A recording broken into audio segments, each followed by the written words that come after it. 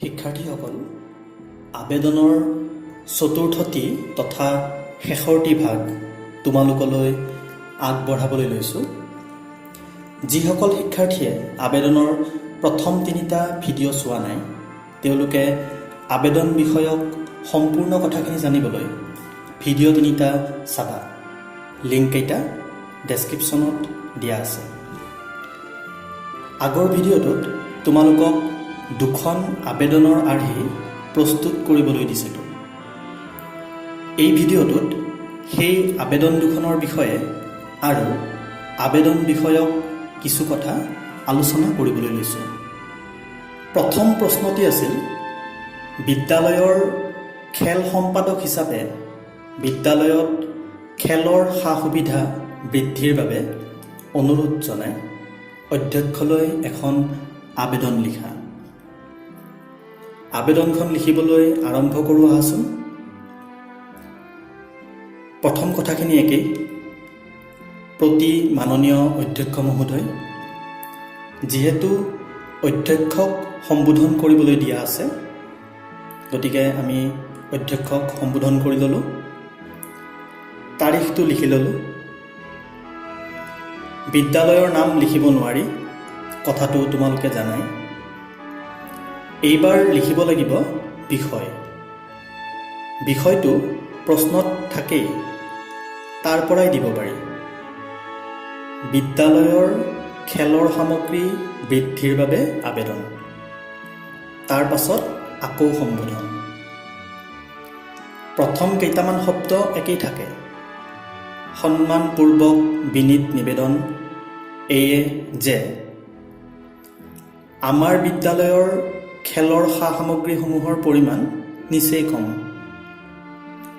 যিসমূহ আছে তাৰো বেছি সংখ্যকেই পুৰণি হৈ নষ্ট হোৱাত শিক্ষাৰ্থীসকল খেলসমূহ খেলৰ পৰা বঞ্চিত হ'ব লগা হৈছে।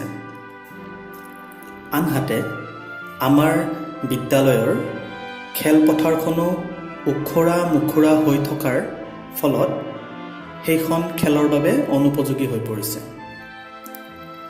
এই দফাটোত খেল বিষয়ক সমস্যাখিনি এনেদৰে লিখিব লাগিব। ইয়াৰ পাছৰ দফাটোত এই সমস্যাৰ সমাধানৰ বাবে অধ্যক্ষক আবেদন কৰিব লাগিব। পাছৰ দফাটোলৈ আগবাঢ়িছোঁ। গতিকে দয়ালু মহোদয়ে শিক্ষাৰ্থীসকলৰ শাৰীৰিক উৎকৰ্ষ বিকাশৰ দিশটোৰ প্ৰতি লক্ষ্য ৰাখি বিদ্যালয়ৰ খেলপথাৰখন খেল ধেমালিৰ বাবে উপযুক্ত কৰাৰ সুব্যৱস্থা গ্ৰহণ কৰাৰ লগতে খেলৰ সামগ্ৰীসমূহ শিক্ষাৰ্থীৰ চাহিদা অনুসৰি যোগান ধৰে যেন, এয়ে মহোদয়ৰ ওচৰত মোৰ বিনম্ৰ অনুৰোধ। ইয়াৰ পাছত নিজৰ পৰিচয় দাঙি ধৰা অংশত ক বুলি লিখি তলত খেল সম্পাদক বুলি লিখিব লাগিব। কিয়নো আবেদনখন তুমি খেল সম্পাদক হিচাপেহে লিখিছা। এইখিনিতে এটা কথা মন কৰিবা, আবেদনৰ আৰ্হি প্ৰস্তুত কৰোঁতে সদায় সম্পূৰ্ণ এটা পৃষ্ঠাত হোৱাকৈ লিখিব লাগে আৰু সেই পৃষ্ঠাত খালী ঠাই থাকিলেও আন কথা লিখিব নালাগে। আবেদনখনৰ সম্পূৰ্ণ ৰূপটো এবাৰ চাই লওঁ আহাচোন। আবেদনখন দীঘল হ'লে তোমাৰ আখৰবোৰ সৰুকৈ লিখিবা। লগতে আবেদনখন পৰিপাটি হোৱাটো আটাইতকৈ প্ৰয়োজনীয় কথা। আবেদনখন নিশ্চয় বুজিব পাৰিছা। এইবাৰ আন এখন আবেদনৰ বিষয়ে আলোচনা কৰিব লৈছোঁ।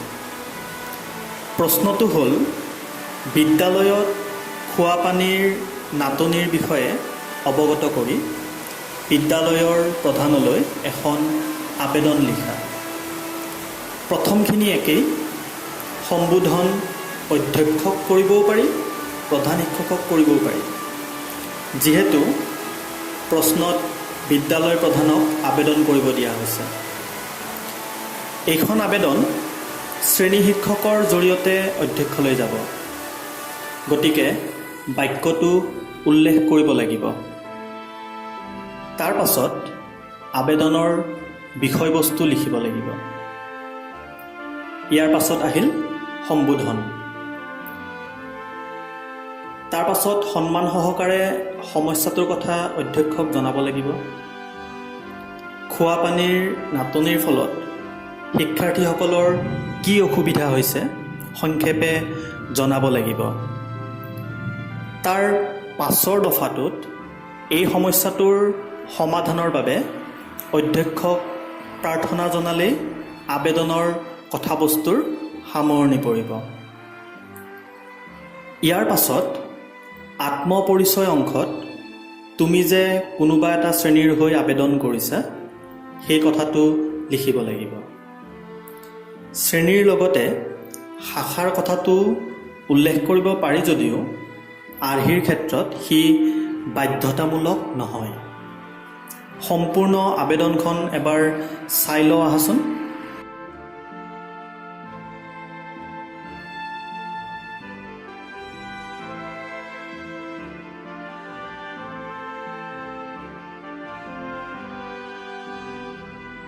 শিক্ষাৰ্থীসকল, আশা কৰিছোঁ আবেদন বিষয়ক কথাখিনি তোমালোকে কিঞ্চিত হ'লেও বুজি পাইছা। তোমালোকে এই আবেদন দুখনৰ উপৰি আন আবেদনো প্ৰস্তুত কৰিবাচোন। তোমালোকৰ ভাল হওক।